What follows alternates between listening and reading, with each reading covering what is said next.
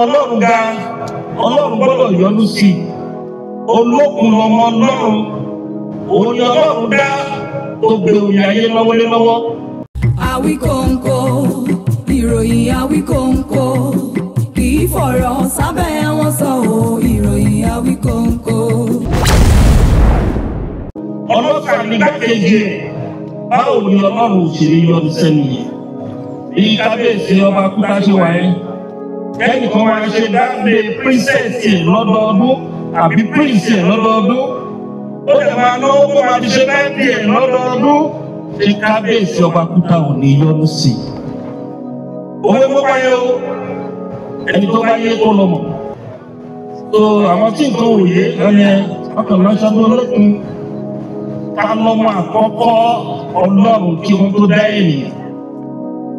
Àwọn ọmọ àkọ́kọ́ Ọlọ́run làwọn nǹkan káàdì tó wà ní ẹ̀mí elemental being, bí omi, bí ilẹ̀, bí afẹ́fẹ́, bí ìmọ́lẹ̀, bí àwọn nǹkan tó ń kọ̀ǹtró oko, àwọn nǹkan tó ń kọ̀ǹtró òkè, àwọn nǹkan tó ń kọ̀ǹtró àlàáfíà, ìyá màásù àgbáyé. Àwọn ni ọmọ àkọ́kọ́ Ọlọ́run. Nígbà tó lọ́wọ́ ká ọmọ ọdún, ó wà ní Bẹ́ẹ̀bù. Ó yẹ owó ẹjẹ́ ká lẹ́yìn ní àwòrán ara wa. Lẹ́yìn ìgbà tó náà ti dá wọn tán ni o. Àwọn tó lọ́wọ́ tó kọ́ láyé o, wọ́n ti wà for millions of years. Ọlọ́run ṣe wàá pè wọ́n pé ẹ wá ká lẹ́yìn ní àwòrán ara wa. Ó wá lẹ́yìn èèyàn kan, ẹ wá bẹ̀ sí wọn kọ̀ndẹ́mù àwọn ọmọ Ọlọ́run àkọ́kọ́. Ìgbà wo lẹ máa rí ìyọ́nú Ọlọ́run? Àwọn tí Ọlọ́run ń lò láti fi gbé ayé 24 hours tí wọ́n sùn. Èyí jẹ́ pé tó bá máa di aago mẹ́wàá, kò sí ní ẹ máa tòkè. Ẹ fẹ́ sun 8 hours, ẹ máa sun 8 hours. Ẹ lè gbádùn ara yín. Àwọn wọ̀nyí ò sùn. Ẹ wá ń bú wọn, ẹ wá ní ilé ayé máa rójú. Ẹ ń kàn dé wọn torí ẹ̀sìn, ilé ayé máa rójú. Ẹ̀lú ọba kan tó wà lẹ́gbẹ̀ẹ́ ọ̀dọ̀ ọba Kútà tó fẹ́ dalẹ̀ Yorùbá rú. Gbogbo ẹnikẹ́ni tó bá náà fẹ́ dalẹ̀ Yorùbá rú ilẹ̀ Yorùbá mú o. Gbogbo ẹnikẹ́ni tó bá fẹ́ gba ìbọ̀dé ẹ̀sìn wọlé Yorùbá, àwọn tó nílé ayé fi rú wọlé Yorùbá. Èèyàn bọ́ kù sí lọ́wọ́. You are the custodian of culture and tradition. Ẹ̀yin lẹ́nu àṣà, ẹ̀yin lẹ́nu ìṣẹ̀dálẹ̀ torí oríṣẹ̀dálẹ̀ lẹ́jọ́ kò lé lórí. Ọba máa qualify ọba wa ní traditional ruler, you are ruling the tradition. Ìṣẹ̀dálẹ̀ wa èyí lè ń darí ẹ̀. Ẹ má jẹ́ kí ọba kan tó yẹ ẹ̀sìn ó bà ìṣẹ̀dálẹ̀ wa jẹ́.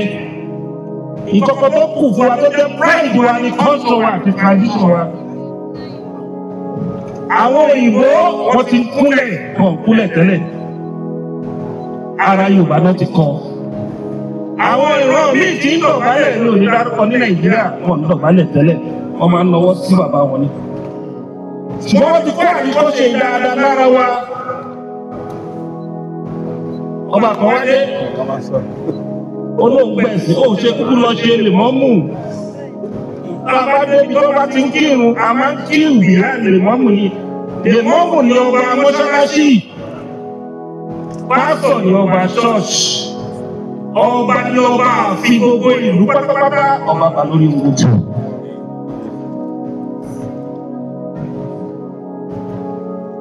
Ẹ má balẹ̀ Yorùbá jẹ́. Kí ló ń lóríṣà?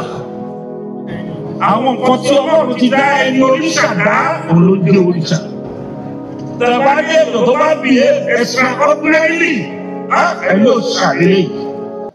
It's an extraordinary human being. Ìwà ẹ ti kọjá sí ènìyàn is a genius. Ẹnu ọba dé ọba fẹ́ preach, àwọn tí ń gbòrìṣà. Ó gbòrìṣà ó lè jẹ́ òrìṣà. Ó gbòrìṣà ó mọ́ ní òrìṣà. Òrìṣà ó gbé òrìṣà ń gbé ẹrù wá fẹ́ láti lóyìnbó, wọ́n gbé sí ìgbóni olókun. Òrìṣà olùwẹ̀ wọ aṣọ tí olókun tí wọ́n fi sí ìgbé wá. Òrìṣà àwọn kan ló ń kọ̀ọ̀dún afẹ́fẹ́ tó gbádùn yìí spirit ni. Àjò wọn wá parí gbogbo ẹ̀. nígbà tí yóò máa parí gbogbo ẹ̀ yóò bá sọ ọ̀dẹ́mu mọ̀mí ọ̀dà tó wà lórí omi àwọn ẹ̀rùn kọ́kọ́ láti lóyìnbó tí gbogbo wa lò mọ́tò ká ń lò orí ṣíìpù náà fi ń gbé wá orí olókun àtòrí ọlọ́sà inú òkun ọlọ́run fi máa yé tọ́lọ́run bá fẹ́ parí ayé rẹ̀ òkun náà lọ́lọ́run máa fi parí ọ̀ láti gbàgbà tí ń ṣe ọdún yìí ìyípadà rere ló ń bá wa àwa di eléyìí mú ọdún yìí náà máa ṣe títí tàbí di Ààrẹ Ọ̀nà Kakanfò ilẹ̀ Yorùbá.